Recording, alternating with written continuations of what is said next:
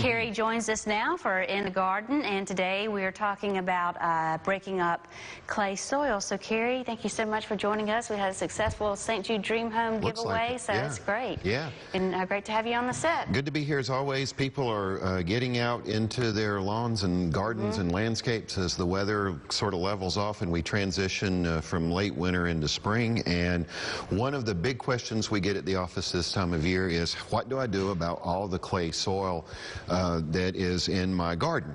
And so we'll just talk a bit about what clay actually is. It is the smallest of the mineral particles, and by mineral, silt and sand are your other two. And clay particles are small, and when I say small, this is less than 0.002 millimeters and smaller, and they have very definite shapes and definite geology is a good way to put it.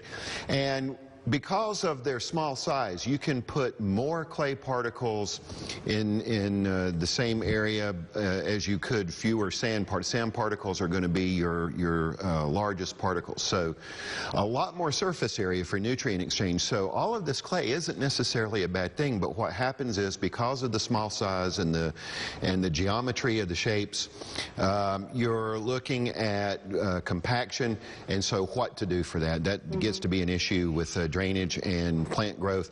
So home organic amendments is what we need to get into, and I haven't done this in my yard yet, but if your leaves are still out there, what works is to go through and chop them up with the mower, put them in a pile, let them sit for a little while, and then work them into your soil very gradually. Finely chopped wood chips or shavings, if you know folks with livestock and they use shavings, that's a great amendment. Also compost or aged manure.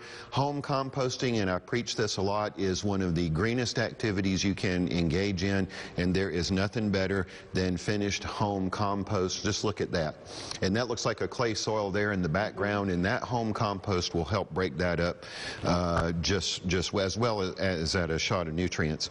Bought organic amendments from our garden centers include a garden mix that several of our garden centers sell in bulk, actually, which is a good thing. Peat moss is an old standby, but of course nowadays you can find bagged composted manures. There's something called mushroom compost. There's a very popular brand right there, and so all great ways to break up clay soils. But just remember, the clay particles are an important component, especially in terms of soil fertility. So, and of course, if anyone has any questions, they can call Kerry at the LSU Ag Center. Kerry, thank you so much for joining us.